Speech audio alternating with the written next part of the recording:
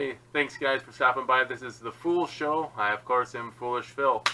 Wanted to do a recap of the debacle last night, Monday Night Football, the Lions. Woo! Let's go Lions! What a putrid performance. Oh, people were telling me, oh, don't take the preseason as being what's going to happen. The preseason doesn't matter. The team, they're not showing anything. They're not scheming anything. The defense will be fine. The offense, I mean, they got Matthew Stafford. They still got Jim Bob Cooter. The offense will be fine. No, not at all. The Lions were just terrible. Now, earlier in this preseason, I gave my prediction about the Lions finishing 7-9. I thought 7-9. After watching that game and looking at the schedule, I can see 2 games I think they have a decent chance of winning, but they're both on the road, at Arizona, at Buffalo. I mean, Buffalo is terrible. They're probably going to go to Josh Allen. Arizona, they got Sam Bradford now. I don't know. Josh Rosen, I think, is on that team too. Maybe they'll play a rookie there too. I honestly see the Lions losing their next 4 games. At San Francisco, then New England. No chance in the world. It's home. It's a Sunday night game. New England will torch them. Then you have at Dallas. Again, they could probably win that game if it was at home. Maybe. Then Green Bay. I don't know. 0-5. Count it. 0-5 to start with. 0-5. The preseason just carried right into it. I mean, they're just terrible. The team looked listless, had no energy. Looked like the team just gave up on Patricia.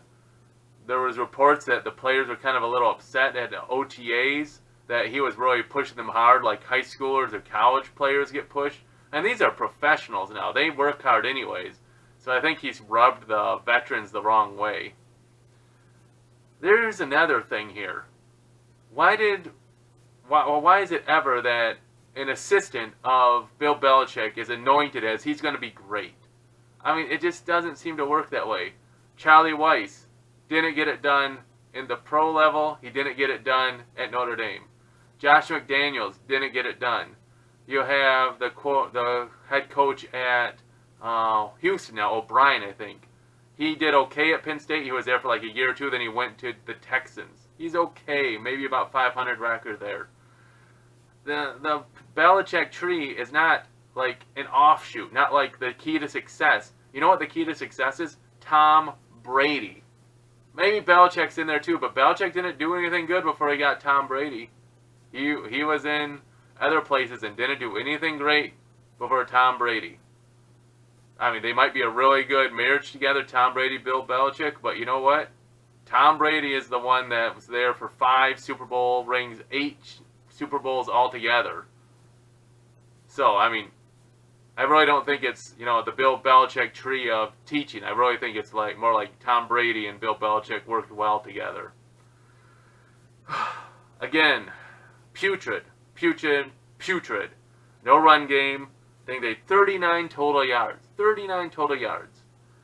Poor pass blocking. Stafford gets hurt. Again, he stayed in for most of the game till it was a total blowout. Special teams, 2 missed field goals again. They give up the punt return touchdown.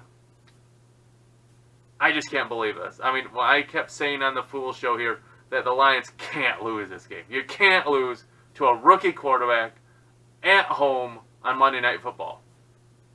Honestly, I thought when it was 17-17, the Lions came out of halftime, marched down the field, had a nice drive. I thought, all right, they're going to get this game because there's no way they can lose. Same old Lions. SOL. Same old Lions. I don't know what you're going to do. We went from a team, Jim Caldwell, he was the winningest coach in Lions history. We said he wasn't good enough. And I agree. 9-7 wasn't good enough with this team.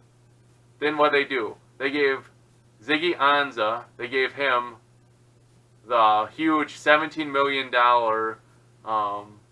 I can't think of the name, sorry offhand, but they $17 million He's out injured. He only played 19 plays last night. He's out injured. They gave Matthew Stafford like this gaudy amount of money. Like, why? He hasn't even won a playoff game. Why do you have to pay him so much money? You should find a good serviceable quarterback. Look at Nick Foles. I don't think he's getting like 20-some million dollars a year. You can find a good backup and win games in the NFL. You can. Just look at around a little bit. Don't get me wrong, having a good quarterback will help you win a lot. Breeze, Rodgers, Brady. But you know what?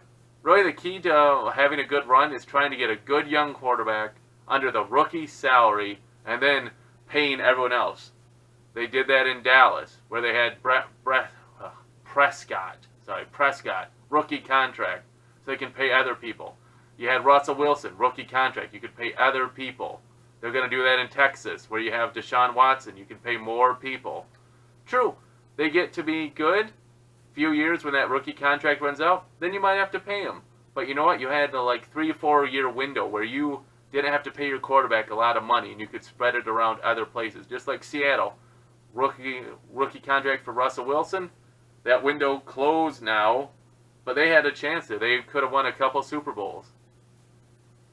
Now, the coaching for the game just seemed so worthless as well. Patricia just kind of looked like didn't know what to do, and that's the thing. He's just a coordinator. He's not a head coach till now. He just looked like everything he wanted to do was failing. I saw the report, too, that the New York Jet players were saying they knew by the formation and the hand signals that they knew exactly what the plays the Lions were doing. How did they do that? Because they watched film.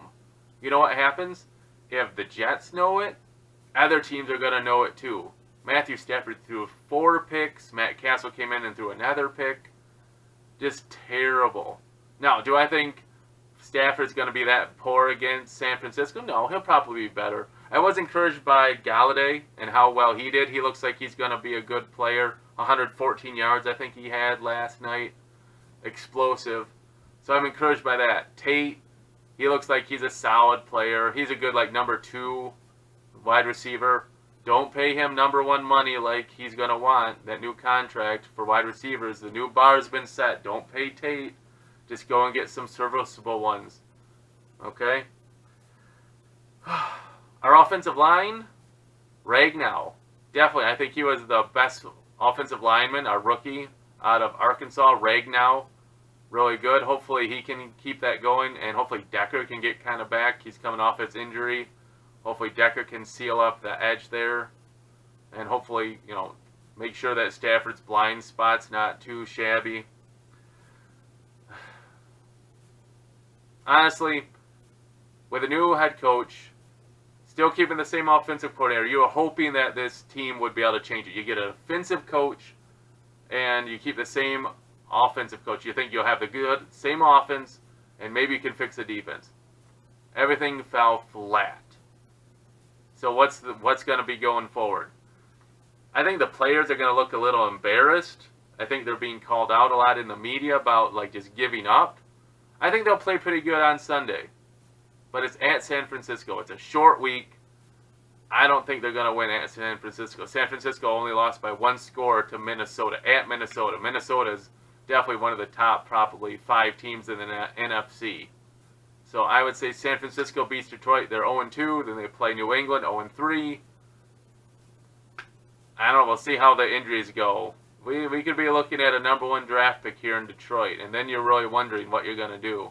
Maybe you like trade Stafford for more and draft a quarterback instead. Matthew Stafford, he's hardworking, he's durable, but are we winning with him? So trade him away and maybe get a new rookie quarterback and try to start rebuilding the same idea where you save on the quarterback and you add more talent to use, like Dallas did a couple years there. Okay, what were your thoughts about this game? What do you think the Lions are going to do now? Is Patricia done? I mean, that has to be the worst opening game ever for a new coach. He had all offseason to get ready for it, playing a team he schemed against the New York Jets, many years in New England, and he just comes out and the team is a complete flat dud.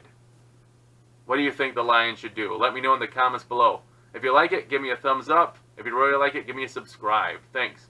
Hey, thanks for stopping by. That's just my foolish thoughts on the pathetic Detroit Lions. Thanks, and as always, go blue.